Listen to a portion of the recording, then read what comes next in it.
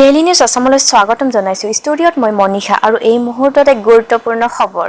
শিৱসাগৰ বকতাত নৈপৰীয়া অঞ্চলসমূহ জলমগ্ন এতিয়া। প্ৰায় 10খন গাঁও দিচাং নৈ বাঢ়নি পানীৰ কবলত। খামুন খনিকৰ গাঁও ফেকেলানিকে ধৰি বছৰৰ বাবে ফচল উৎপাদিত কৰাৰ সময়ত পেটৰ ভাত মুঠিৰ কাৰণে বহু কষ্টেৰে আগবাঢ়িবলৈ সক্ষম হৈছে যদিও লহপহকৈ বাঢ়ি অহা কঠীয়া এতিয়া দিচাং নৈ বলীয়া পানীৰ কবলত পৰি নষ্ট হ'ব ধৰিছে। এফালে কৰোনা আতংকৰ মাজত দিন পাৰ কৰিব লগা হৈছে আৰু আনফালে দেখা দিছে বানপানী। ফলত এতিয়া এইসকল ৰাইজ চিন্তিত হৈ পৰিছে। শিৱসাগৰৰ পৰা মুকিবালিৰ প্ৰতিবেদন, ডেইলি নিউজ আসাম। আমাৰ বানপানী বহুতো অসুবিধা হৈছে, কাৰণ কেলে গৰু ছাগলীবিলাক ওলোৱা সময় কৰিবলৈও অসুবিধা হৈছে, বন্ধা কৰা কৰিবলৈ। তাৰ বিনিময়ে আমাৰ মানুহখিনি বানপানীৰ পৰা ওলাই মেলি যাবলৈ কোনো নাও সুবিধা, ডাঙৰ নাও সুবিধা নাই।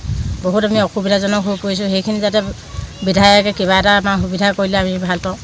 কাৰণ কি ল'ৰা ছোৱালীও অকণমান বামলৈ ওলাই আহিবলৈ একো উপায় নাইকিয়া হৈছে। ঘৰ দুৱাৰ সকলোখিনি ডুবি আছে।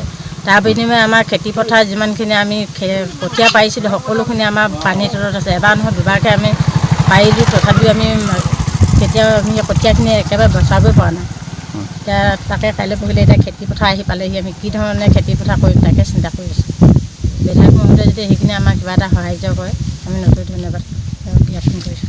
পানীৰ কাৰণেতো আমাৰ অসুবিধাই হৈছে। কঠীয়া চঠীয়াও চব মাৰি শেষেই কৰিলে বুলি ক'ব পাৰি। তাৰপৰা পানীৰ কাৰণেও দিগদাৰ হৈছে। পানী দুনি খোৱা পানী আৰু ধৰা হেৰিটো ৰেচন পাতিও দিগদাৰী হৈছে। সাহাৰ্যটো একো পোৱা নাই চৰকাৰৰ ফালৰ পৰা। এতিয়া কি কৰে আৰু তেওঁলোকে। আপোনালোকে ইয়াৰ স্থানীয় বিধায়কক আপোনালোকে অৱগত কৰিছিলে নেকি? এতিয়ালৈকেতো কৰা নাই। তেখেতলোকে খবৰ খাতি কৰিছে নেকি? খবৰ খাতি কৰিয়ে আছে।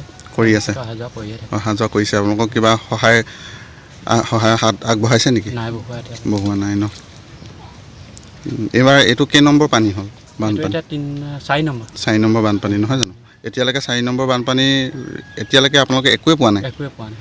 চাউল তাউল একো পোৱা নাই ন?